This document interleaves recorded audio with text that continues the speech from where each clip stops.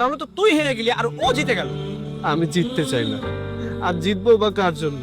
তুই তো নিজের জন্য বাঁচবি, নিজের জন্য। আর তখনও দূর থেকে শুধুমাত্র আফসোস করবে, কখনো তোর কাছে আসতে পারবে না।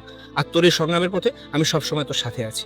আমরা দুজন মিলে একটা ব্যবসা শুরু করবো, সুন্দর দেখে একটা বিজনেস প্ল্যান করে ফেল। তারপর আমরা বিভিন্ন ইনভেস্টমেন্ট কোম্পানির কাছে যাব, যারা আমাদের ব্যবসায় ইনভেস্ট করতে আগ্রহী। আমরা কি পারবো?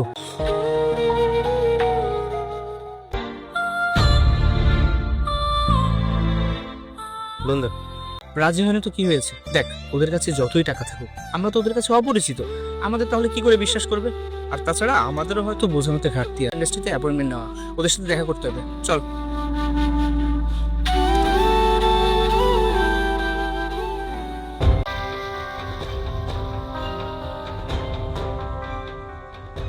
Wow, what a presentation. I'm really... কি বলছেন sir? Yes, I'm telling the truth. By the way, please come tomorrow and collect the fund.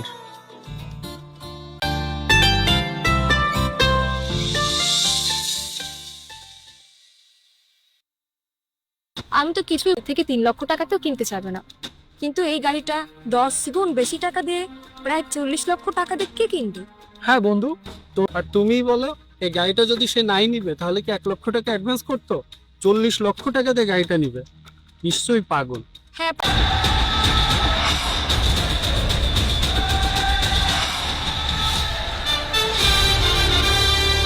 বলে রাখি, আমি অযথা কথা বলতে পছন্দ করি না। আমি এখানে এসেছি একটা কাজে, কাজটা দ্রুত শেষ করে এখান থেকে চলে যাব। সবকিছু ঠিক আছে, কিন্তু গাড়িটা কিনবে 40 লক্ষ টাকা দিয়ে, হ্যাঁ কিনবো, তো সমস্যা কোথায়? কিন্তু তোমার কাছে এত টাকা কোথা থেকে আসলো? তোমার পোশাক আশাক দেখে তো মনে হচ্ছে এইসব করলে এই পুরো দেশের মধ্যে কোটিপতিদের তালিকায় থাকে। কিন্তু এগুলো কিভাবে সম্ভব, তাও এত অল্প সময়ের ভিতরে? সম্ভব, সবই সম্ভব, হয়ে গেছে। যাই হোক, আমার কথা বাদ দাও। তোমরা তো অনেক বড় লোক ছিলে, অনেক অহংকার ছিল তোমাদের, টাকার গরম ছিল, তো আজ এই সামান্য নিজেদের চালাতে হচ্ছে। এর মধ্যে জুলি প্রেগনেন্ট হয়ে পড়েছে। কি করবো আসলে কিছু বুঝে উঠতে পারছিলাম না। টাকার খুবই দরকার ছিল। তুমি আমাদের দেখে গাড়িটা নিতে অস্বীকার করো না। তুমি যদি গাড়িটা না নাও, আমাদের অনেক বড় সমস্যা হয়ে যাবে। দীপ্ত। চিন্তা করো না, এই গাড়িটা আমি নিব। আমি তোমাদের বর্তমান অবস্থা জেনে বুঝে এই ডিসিশনটা নিয়েছি। আমি জানি তোমরা কোন অবস্থানে আছো, যে টাকার জন্য তুমি আমাকে মারার হুমকি পর্যন্ত দিয়েছিলে। আমি বলতে পারো তোমার ওই টাকার ঋণ শোধ করছি, কারণ তখন আমার কাছে টাকা ছিল না। এখন বাড়ি গাড়ি সয় সম্পত্তির কোনো অভাব নেই। এই সবকিছু সম্ভব হয়েছে শুধুমাত্র তোমাদের জন্য। আমাদের জন্য মানে? তোমরা যদি ওই দিন আরে তোমরা তো আমাকে বন্ধু দাবি করতে না। বন্ধু শব্দের অর্থ জানো? বন্ধু সেই হয় যে অর্ধেক গল্প শুনে পুরোটাই বুঝে, আর অসহায় অবস্থায় থাকলেই প্রকৃত বন্ধু খুঁজে পাওয়া যায়। আমিও আমার প্রকৃত বন্ধু খুঁজে পেয়েছি।